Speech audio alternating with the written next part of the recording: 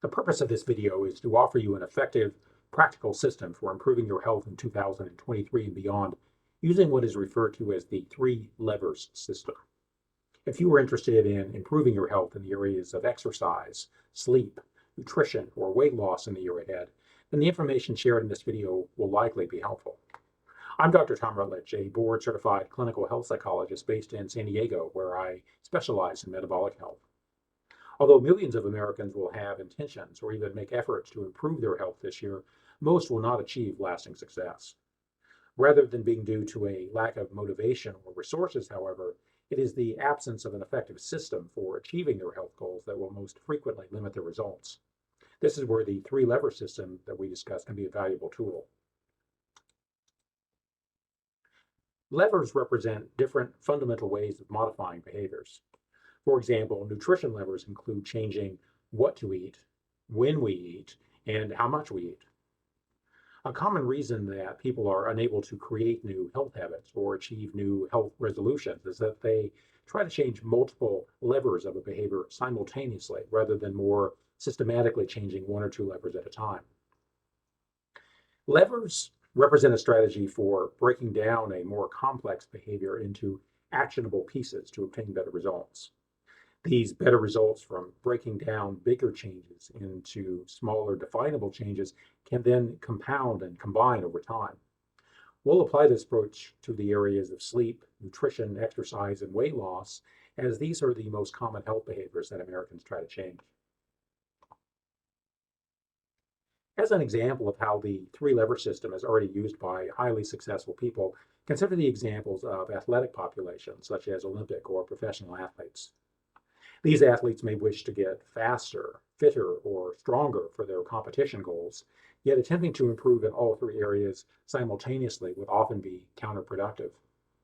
Instead, athletes commonly use a system called periodized training, where they primarily focus on improving one dimension of performance at a time while keeping the other dimensions steady, then move into a second separate training block where a different area of performance is emphasized.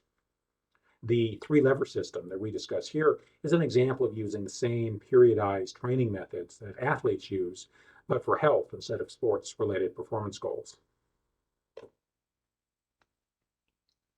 The three levers for improving sleep include sleep regularity, sleep duration, and sleep quality. Sleep regularity refers to the consistency of our sleep patterns, such as retiring at the same time at night and waking up at the same time in the morning. Sleep duration refers to the amount of sleep. We usually express this in units of hours and recommend a goal of 7 to 8 hours of sleep for most adults. The third lever is sleep quality, referring to how well rested we feel or how we perform after sleep. Notably, these three levers can be modified independently, with perhaps a long-term goal of improving in 2 or even 3 areas. However, improving any single one of these sleep levers has health benefits on its own, even if we can improve only one lever or improve only partially instead of perhaps as much as we would prefer. Sleep regularity is important because it regulates hormonal activity that we call circadian rhythms. The optimal plan for sleep regularity is to follow the same sleep schedule 7 days a week, and that includes weekends. To improve sleep duration, the first and perhaps most effective strategy is to give ourselves sufficient sleep opportunity. For example, if our goal is to sleep for 8 hours, we probably need to be in bed for at least 8.5 hours to factor in the time it takes for us to fall asleep or the time that we may spend waking up at night.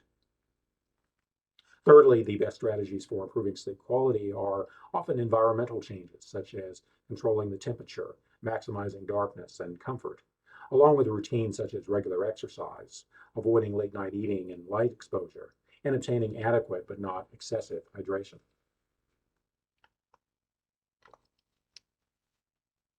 Nutrition levers include when to eat, what to eat, and how much you eat. Many health benefits arise from improving in any one of these areas. It isn't necessary to change in all three, although changing in more than one lever will improve health benefits overall. In comparison, most Americans use none of these three nutrition levers, and the perhaps predictable result is the near 90% rate of metabolic disease that's currently present among US adults. The left picture shows that one of the many benefits of time-restricted eating is that more time is spent with low blood glucose and insulin levels. And this is true even among those of us without diabetes or prediabetes as a diagnosis. Generations ago, nearly everyone ate in a 10 to 12 hour window during the day, usually having 2 to 3 meals during this time without snacks or caloric beverages. However, in modern times, we tend to eat throughout the day and even the night, often leaving only a few hours per day when we're not actively digesting food. The most important question about your choice of the type of diet or nutrition program is whether it is satisfying and sustainable for you. The popularity, research support, and even effects among other people that you may know is largely irrelevant if that nutrition program isn't one that you yourself can practice consistently. For calorie reduction efforts, the three most effective strategies are first to reduce the consumption of ultra-processed food. For example, in one recent laboratory study, the researchers found that those assigned a diet of ultra-processed food consumed about 500 calories more per day than those receiving an unprocessed diet. The second strategy is to reduce or eliminate liquid calories, and then thirdly, to consume more fiber. The three exercise levers include the type of exercise performed, such as aerobic, anaerobic, or resistance exercise, the frequency of the exercise, such as daily versus 3 times a week, and the duration and the intensity of the exercise being performed. As with nutrition, there are many health benefits from practicing any form of exercise, although the types of health benefits differ across different exercise modalities. Similarly, exercise at any frequency, even as little as 1 day a week, produces meaningful health benefits. And finally, even short or low intensity exercise is also beneficial for our health. There are, of course, additional benefits from more frequent, longer, and higher intensity exercise, but none of these are necessary for exercise to improve health. The three levers that we discussed are also commonly called the FIT principle that you see on this slide, referring to the frequency, intensity, time, and type of exercise being performed.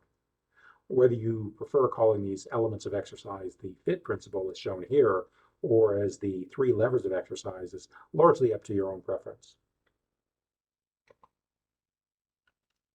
The last three lever system is weight loss. In the case of weight loss, the three levers refer to the rate and amount of desired weight loss, the weight loss method, such as nutrition, exercise, medicines, or bariatric surgeries, all of which can be used either alone or in combination, and whether the goal is weight loss or specifically fat loss. For example, I strongly encourage you to focus on the fat loss lever, not the weight loss lever, because the health and quality of life benefits from focusing on fat loss are much greater. Weight loss is often unsuccessful or unsustainable for people because they lack good strategies for each of these levers, or they don't know how to use them. For instance, choosing a lower calorie nutrition plan based on convenience or social media recommendations versus choosing a nutrition plan based on your own lifestyle preferences and personal goals. Of course, the worst weight loss plan of all is when we don't have an intelligent strategy for any of these three weight loss levers and go about it haphazardly. There are three non-negotiable pillars if you want to achieve healthy, sustainable weight loss. These are including some form of resistance training, consuming high levels of protein. This means in practice, reducing carbohydrate and fat sources from your diet to achieve calorie reduction while maintaining or perhaps even increasing your protein intake. And thirdly, practicing good sleep habits. Neglect any single of these weight loss pillars and the weight that you lose will probably not only be less overall, but also likely comprised of higher amounts of lean tissue loss from your muscles and bones. If you found this information helpful, the next step is to consider which behavior and what lever of that behavior makes the most sense for you to modify first. For example, improving which of these four behaviors would give you the most benefit, help you feel the best, or are you most motivated to change? Using the earlier athlete example, Whatever health behavior and lever you choose to start with, combine that goal with a measurement system. Athletes and other performance-driven people don't just have goals and strategies. They also have tools to measure the results that they are getting. This allows you to learn from your experience, to see what works and what doesn't, and progress more effectively over time. Finally, remember that the number one secret to success is simply starting. Don't wait for the perfect time or for the perfect plan or resources. Just start. Getting started will help you build momentum, improve your knowledge and skills, and give you the hands-on feedback that you need to keep making progress over time. I wish you good health in the year ahead.